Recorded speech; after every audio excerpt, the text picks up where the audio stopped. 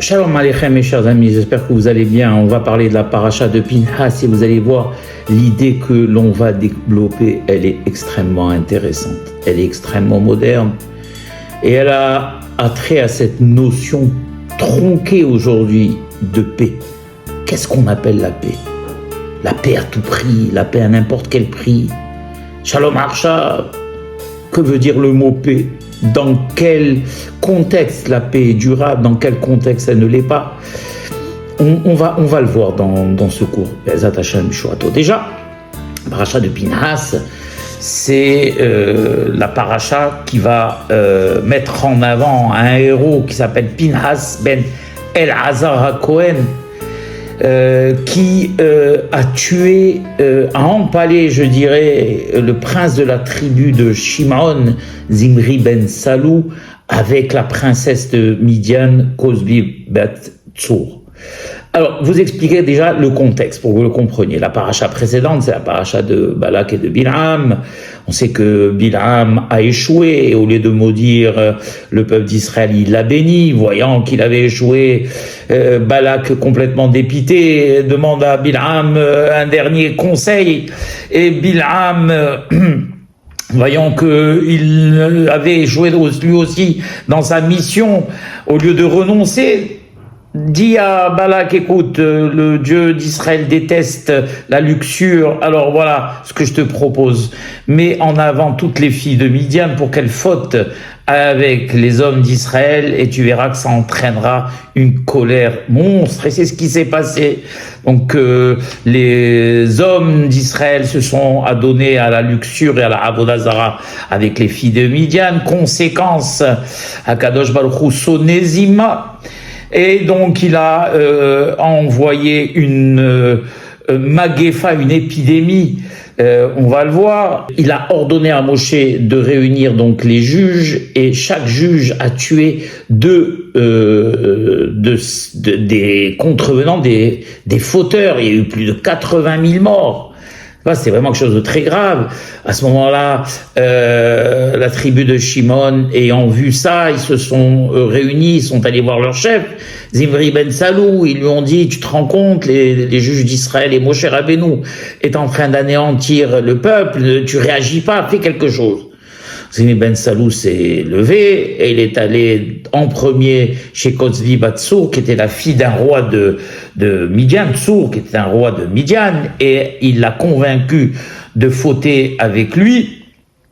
Et il a pris cette fille, il s'est retrouvé devant Moshe Rabbeinu, et de manière arrogante, en humiliant Moshe, il a dit, Moshe, est-ce que cette fille m'est permise ou pas? Moshe, bien sûr, selon la halakha, lui dit, elle était interdite. Et il lui dit, et toi qui t'as autorisé Tzipora, ta femme?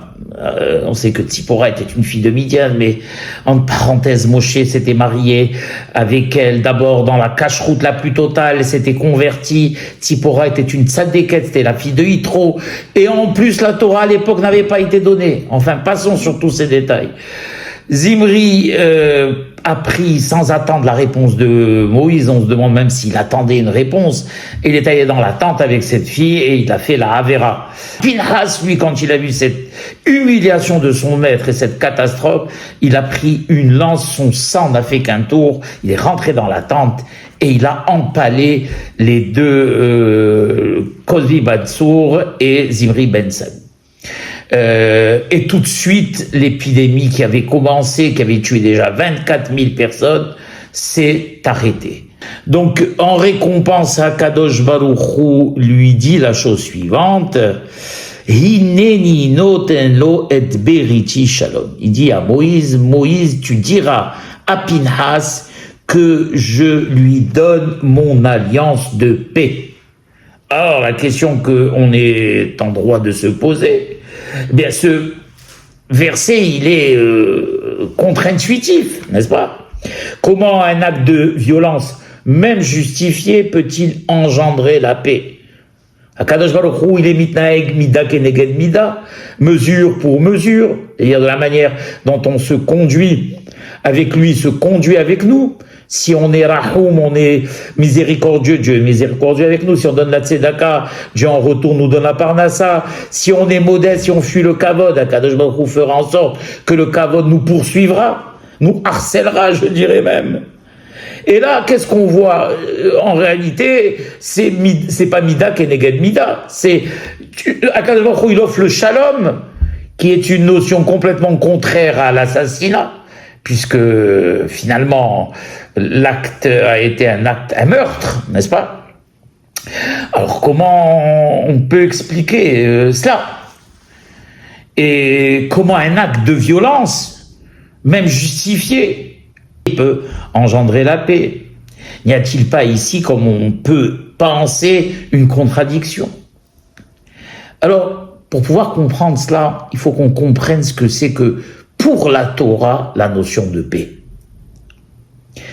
Une paix véritable selon la Torah est une paix verticale et non horizontale. Une paix verticale, c'est une paix qui va unir, qui va être scellée de manière indélébile entre Hakadosh Baruch Hu et son peuple. Et pour que cette paix existe entre Hakadosh Baruch Hu et son peuple, il faut que son peuple se conforme de manière stricte à sa Torah et à ses commandements.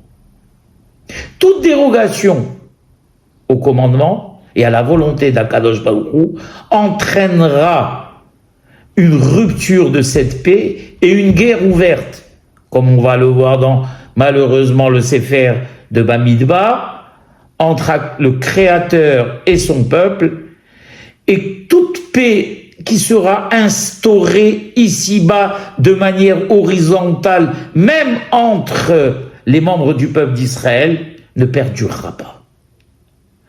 Le shalom qu'Akadosh Baruch Hu a promis à Pinhas n'est pas une paix au sens pacifiste du terme, progressiste comme on l'entend aujourd'hui, une paix à tout prix. C'est pas seulement l'absence de conflit comme on recherche aujourd'hui. On a en face de nous des terroristes, on a en face de nous des tyrans, on a en face de nous des pays qui veulent en conquérir d'autres. Et malgré tout, on sait qu'on doit arriver à les stopper, mais on va privilégier de se coucher, de vouloir la paix à tout prix. Et même s'il y a paix, cette paix ne sera qu'une étape pour le tyran à la guerre qu'il a déjà programmée. Et donc c'est ce que nous dit ici la Torah. La paix et la véritable paix n'est pas forcément l'absence de conflit, ni même la paix entre les hommes. Il s'agit d'une paix ontologique, d'une paix verticale entre Dieu et Israël. Ça, c'est une véritable paix. Donc quand Pinhas a rétabli, comme il y a marqué, il a vengé Kivyachol l'honneur de Hakadosh Baruch Hu, eh bien là, à ce moment-là, il a rétabli le shalom entre Hakadosh Baruch Hu et son peuple. Alors en contrepartie, Mida keneged Mida, mesure pour mesure, eh bien je te donne le shalom. Parce que avec les yeux d'aujourd'hui, qu'est-ce qu'on aurait dit? On aurait dit Pinhas veut la guerre, c'est un guerrier, un assassin, comme Tzahal qui ne fait que se défendre, sont des assassins, n'est-ce pas? Alors qu'on a oublié ce qui s'est passé avant que Tzahal ne réagisse. Ça s'est oublié. Ce qui compte, c'est ce qu'on voit. On voit une puissance rentrer, se défendre, n'est-ce pas? Et donc ce sont eux les fautifs. Là, qu'est-ce qu'on aurait dit? C'est Pinhas le fautif. Zimri le pauvre, somme toute, qu'est-ce qu'il a fait? Il voulait créer une alliance, consommée sexuellement, malheureusement, entre Midian et le peuple d'Israël. Une paix universelle, où tout le monde se mélange, où peu importe la religion de chacun, peu importe les traditions de chacun, ce qu'appellerait aujourd'hui Mélenchon la créolisation. On sait que cette créolisation ne mène à nulle part. Elle est belle en idée, mais chaque peuple a son identité. Et qu'on le veuille ou non, fatalement, il reviendra s'y accrocher, et fatalement, chaque identité sera la source de conflit. Mais pour la paix à tout prix, pour le mélange à tout prix, alors, de belles paroles, de belles promesses. Qui c'est qui ne veut pas entendre que la paix s'installe dans l'univers pour tout le monde? Cette paix réelle, cette paix universelle n'arrivera que quand le Messie arrivera. Mais en attendant, il y a des frontières. Il y a des frontières entre les peuples, il y a des frontières entre les religions. On parle aujourd'hui que de guerre de religion, que de guerre d'idées, que de guerre de mœurs, que de guerre de civilisation même, je dirais. Donc l'identité compte. On ne peut pas gommer cette identité. On ne peut pas la barrer d'un coup de crayon et dire qu'elle n'existe pas. Mais quand on regarde avec les yeux de pacifiste, qu'est-ce qu'on dit? On dit, Zimri ben Salo était un humaniste, un universaliste. En réalité, il voulait abolir les frontières, il voulait abolir la religion. Ce qu'il a fait, c'est de s'unir avec la princesse de Midian pour que le peuple dans son entièreté s'unisse. C'est un peu, si vous vous rappelez, l'histoire de Dina, la fille de Yaakov, quand Shimon et Lévi ont voulu piéger Shrem ben Hamor et son peuple. Qu'est-ce qu'ils lui ont dit? Ils lui ont dit, il faut que tu ailles te circoncire, car nous n'acceptons pas les hommes qui ne sont pas circoncis, et quand tu te circonciras, eh bien, on donnera nos filles à vos hommes, et vos hommes à nos filles, etc., etc. Et ça a plu tout de suite à Shrem ben Hamor et à son peuple, n'est-ce pas? Pourquoi? Parce que l'idée de se mélanger au peuple d'Israël, détenteur de la Torah et de la lumière, ça s'appelait au monde entier. Mais le peuple d'Israël, lui, n'a pas le droit de se mélanger. Pourquoi? Pas parce qu'il est raciste, mais parce qu'il est différent, parce qu'il a une religion qui est différente, qui est difficile à faire accepter aux autres, n'est-ce pas? Et donc, il est obligé, comme l'a dit lui-même, Bil'am, ça veut dire qu'en réalité, le destin d'Israël est malheureusement de se tenir seul. On le voit dans tous les sens du terme. Il est toujours seul, le peuple d'Israël. Il est toujours seul dans les conflits, personne ne l'appuie, ou très peu de peuples l'appuient. Il a toujours tort. C'est ce qu'a dit aussi Bilam.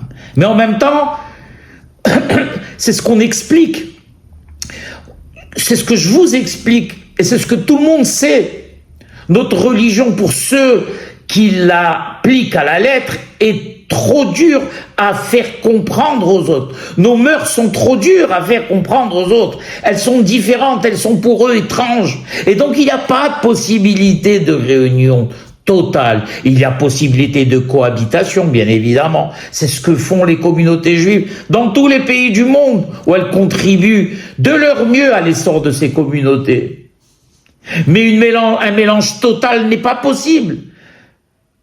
Quand on nous demandera de donner nos filles à leurs fils, ou qu'ils donnent leurs fils à nos filles, il y aura fatalement refus. Et donc ça entraînera des conflits. Donc la paix et le mélange à tout prix n'est pas toujours possible. Et Pinhas ici est en réalité celui qui cherche la paix. Et Zimri, c'est celui qui en réalité cherche la guerre. En mettant en colère Akadosh Baruch Hu, en le dressant contre le peuple d'Israël, qu'est-ce qu'il a entraîné? Il a entraîné la mort. Il a entraîné la mort des 24 000 hommes de sa tribu et de 80 000 autres hommes, n'est-ce pas? Par les fautes sexuelles qu'ils ont commises. Et Pinhas, contrairement à ce qu'on voit, en tuant 7 hommes, il a amené la paix entre Israël et son créateur et a stoppé l'annihilation du peuple d'Israël. Akadosh Baruch Hu, Birvodo Uvatzmo lui-même le dit. Lorsque le peuple est plongé dans la faute, il s'éloigne de la présence divine. La Shekhinah, elle fuit la Toum'a. Elle fuit l'impureté. Ce que Pinchas en réalité a restauré, c'est l'alliance spirituelle, la fidélité entre Dieu et son peuple.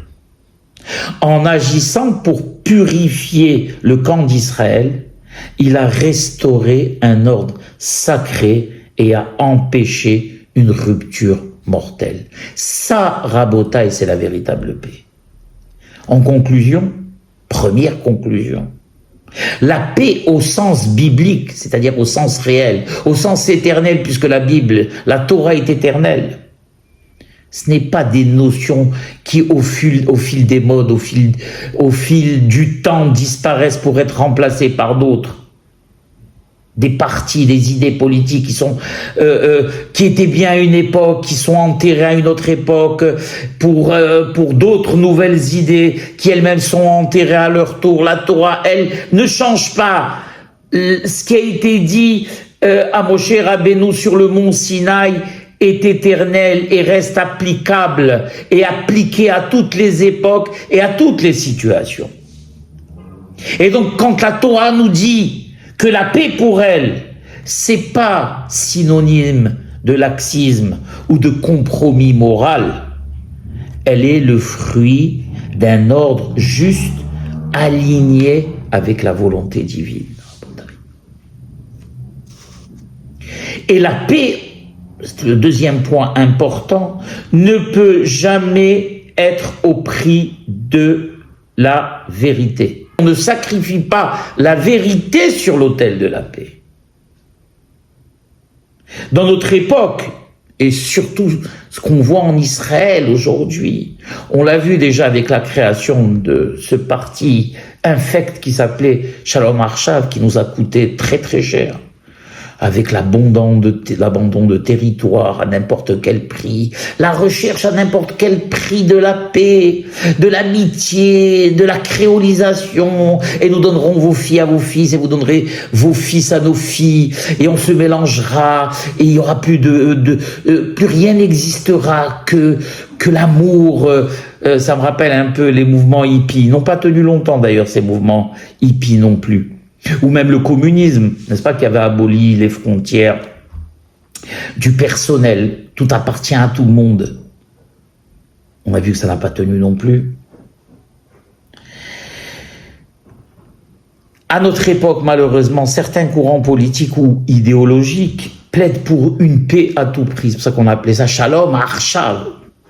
Aujourd'hui, on voit tous les samedis soirs Kaplan, on voit tous ce qu'on appelle en hébreu Shohare Shalom, comme si les autres ne voulaient pas la paix, ils voulaient la guerre à tout prix. C'est-à-dire que c'était des hommes qui acceptaient de donner leurs enfants, leurs fils et filles, sur les champs de bataille. Eux, ils n'avaient pas d'amour pour leurs enfants. Il n'y a que les autres qui ont de l'amour pour leurs enfants et pour la fraternité et la paix. Nous, on n'en a pas, nous. Ils plaident pour une paix à tout prix, y compris celui de l'abandon des territoires, de la négation d'une souveraineté légitime. La terre d'Israël nous a été donnée par Akadosh Baruch Hu. Qui peut s'abroger le droit de céder ne serait-ce qu'1 centimètre carré? On l'a vu, le rabbi de Lubavitch l'a dit, que chaque dirigeant qui céderait une parcelle de la terre d'Israël en payerait le prix. On l'a vu avec Yitzhak Rabin, on l'a vu avec Arik Sharon, on l'a vu avec les accords d'Oslo, on l'a vu dans toutes les situations. Ce type de paix fondé sur une vision humaniste, détaché de la vérité divine, puisque Dieu t'a donné cette terre et il t'a dit tu ne la céderas à personne, comme il y a marqué, je peux vous reprendre le passouk si vous voulez. Daber el béni Israël va mata aléem, parle au peuple d'Israël et tu leur diras qui atem ovrim et tayarden, quand vous traverserez le Jourdain, el eretz Kenaan, en terre de Canaan, veorashtem et kol yoshvei haaretz mipenechem. Il y a marqué, Rashi nous explique, Vegerashtem, c'est-à-dire vous renverrez ceux qui y habitent, car ils ne sont là en réalité que pour la garder, ce n'est pas elle qu'elle a été promise. Veorashtem et haaretz vishavtem ba, et c'est dans ces conditions que vous pourrez y vivre, en faisant ce que je vous ai dit. Ki lachem natati et haaretz la leshet ota, c'est à vous que je l'ai promis à Abraham, à Yitzhak et à Jacob, que je l'ai promis à sa descendance et pas aux autres. Ve'im lo torishu et yoshvei haaretz mipenechem, et si vous faites pas et vous ne renvoyez pas ceux qui y habitent, ceux que vous laisserez seront comme des pics, des pieux dans vos yeux, ou litzninim betzidechem, et on va dire comme des barbelés. Ça vous rappelle rien, les Yeshuvim aujourd'hui en Israël, au lieu que ce soit les Goïms qui vivent entourés de barbelés, ce sont dans les Yeshuvim qu'on vit entourés de barbelés. Parce qu'on n'a pas suivi les commandements d'Akadosh Baruch Hu. Et quand on parle ici de piques, ben, il y a plusieurs sortes de piques. Il y a les couteaux avec lesquels ils nous poignardent, ou bien il y a les missiles qui nous tombent sur la tête, n'est-ce pas? On peut adapter tout cela au monde moderne. Et ils vous rendront malades, je dirais même, qui vous terroriseront sur la terre où vous habitez. Donc on voit ici que dans le Bamidbar, Akadosh Baruch Hu, il le dit clairement. Concession à n'importe quel prix, concession alors que je ne l'ai pas autorisé, ça vous coûtera très très cher et on le vit. En conclusion, comme il le dit d'ailleurs Irmia le prophète, ceux qui disent paix, paix, alors qu'il n'y a pas de paix, ceux qui crient à la paix, shalom, shalom, hacham, hacham, alors qu'il n'y a personne en face avec qui faire la paix. Car je vous le rappelle, pour faire la paix, il faut être deux. Et si en face, ceux qui en réalité font miroiter une paix, ne veulent qu'en réalité qu'une première étape, ne pensent qu'à une première étape trompeuse pour pouvoir après atteindre leur objectif qui est l'annihilation, la Haman al-Islam. Mais ça, ces imbéciles ne le voient pas, ne le comprennent pas. Quand ils ont quelqu'un qui résiste en face, ils le traitent de meshichiste, donc de messie. Je sais pas comment on peut dire en français, de messianiste, on va dire, ou de dati, de religieux, n'est-ce pas, de tsioni dati, ou bien de va-t-en-guerre. Voilà. Aujourd'hui, de toute façon, dans la mentalité occidentale, c'est le pacifisme à n'importe quel prix. On le voit aujourd'hui, Bémet. Quand l'Europe est complètement démunie et ils sont obligés aujourd'hui, trop tard, de réarmer tout ce continent. Pourquoi? Parce que pendant des années, ils ont pensé qu'on pouvait tout régler par la négociation. C'est très important, la négociation. Mais quand on a en face quelqu'un avec qui négocier, quand on a en face quelqu'un de bonne foi, ils ont essayé de négocier pendant 20 ans avec l'Iran. L'Iran s'est moqué d'eux. On essaye de négocier avec Poutine. Poutine se moque d'eux. Vous voyez, je peux donner des centaines d'exemples. Mais l'Europe, elle, en premier, ce qu'elle privilégie toujours, c'est la négociation. La paix à tout prix. La paix à tout prix. Des fois, on est obligé, malheureusement, de passer par la guerre pour obtenir cette paix. En conclusion, la paix n'est pas un objectif absolu, Rabotai. Elle est le fruit de la justice et de la vérité. Sans ces piliers, ce n'est pas la paix, c'est ce qu'on appelle de la compromission. Et le troisième point, c'est un paradoxe qu'on voit dans cette paracha. On tue pour la paix. L'acte de Pinhas incarne un principe difficile à admettre, c'est vrai, dans le monde moderne. Il arrive que pour préserver la paix véritable, il faille s'opposer avec fermeté, voire dureté, à ceux qui menacent l'équilibre sacré de notre peuple. C'est ce que fait Netanyahou, le pauvre. Et pour cela, il a le monde entier contre lui qui ne comprennent pas. Pourquoi tu ne cèdes pas? Pourquoi tu n'abandonnes pas? Pourquoi tu ne rends pas? Rends, abandonne, et c'est sûr qu'après tu vivras en paix. Mais lui n'abandonne pas, lui ne cède pas, parce qu'il sait très bien qu'abandonner et céder, c'est fatalement être anéanti plus tard. Car il sait qu'en face de lui, ces personnes le veulent et le pensent. C'est ce que nous dit ici dans un certain sens, l'acte de Pinhas. Cette leçon est essentielle pour notre génération Rabotai, qui a tendance à idolâtrer le compromis et la conciliation, même avec ceux qui veulent notre perte. La paix authentique n'est pas l'absence de conflit, c'est la présence de Dieu dans le camp d'Israël. Si on a Dieu avec nous dans le camp d'Israël, alors on peut gagner toutes les batailles.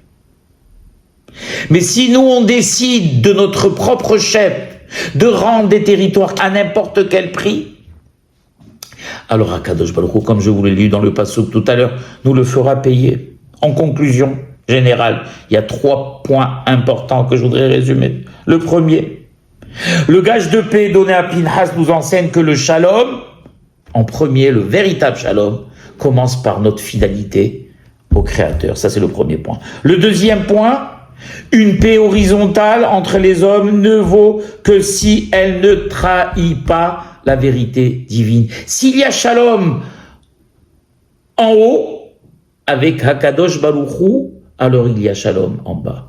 S'il y a guerre, Hazve Halila, avec le Créateur, alors rien en bas ne tiendra.